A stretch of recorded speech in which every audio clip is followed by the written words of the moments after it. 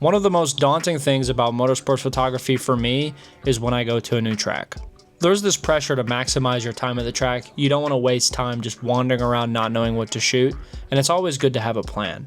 But that's really hard to do if you don't know how to prep. In today's video, I'm going to show you guys how I prepped for Laguna Seca.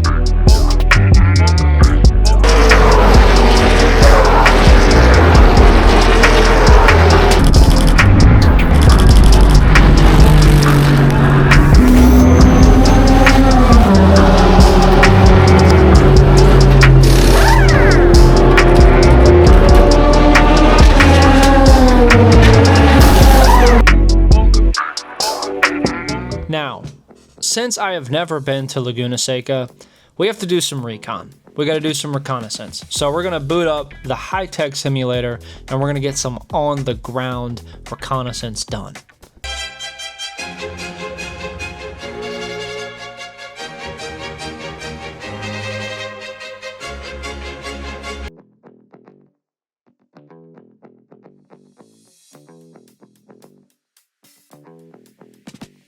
All right, now that the car looks nice, let's get a recon lap started.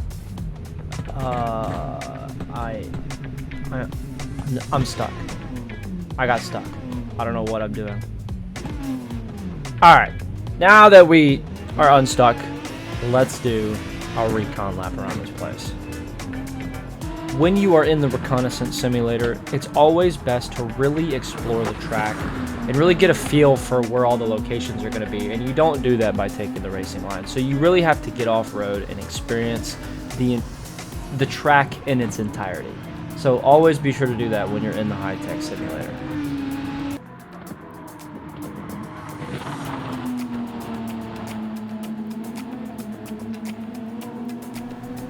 But even though you explore the track to its full potential, you don't want to overdo it. So that's why it's just good to keep it low-key, just a nice leisurely drive through Laguna Seca. And that's all it is. It's just a track reconnaissance. We're just using a high-level simulator to do some track recon. That's it.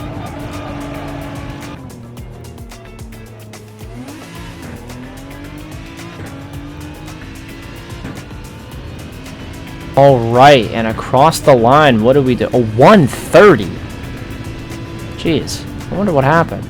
All right, so now that we have that high-level recon done and out of the way, we have to focus on the next thing, lighting. No, lighting, not lightning. My editor is so stupid. Lighting is super important in photography, especially when you can't control it. When you're out doing motorsports, you are at the whim of what the sun gives you. Where it is in the sky is going to drastically affect your photos at different times of the day. I've talked about this when I did my 4th of July drift with Nappy Boy and Andrew Drismo, so check that out if you want to. I believe it's one of these corners. I don't know.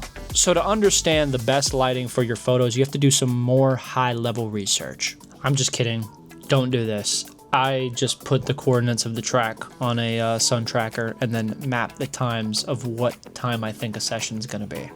Gonna shout out racing video shooter Mark Urban for talking about the website called SunCalc. Basically, I put in the date I was gonna be there, the location of the track. As you can see, you have the Andretti hairpin right here, and then you have the kink over here.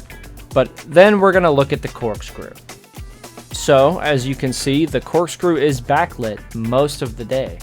So that's good information to know, so that way I'm not wasting my time early in the morning, because it's just going to be backlit the whole time until the afternoon. Then you can go and explore and see what you can do. And finally, the last tip, just go watch Jamie Price's video on where to go and what to shoot. That's probably the best guide, to be honest.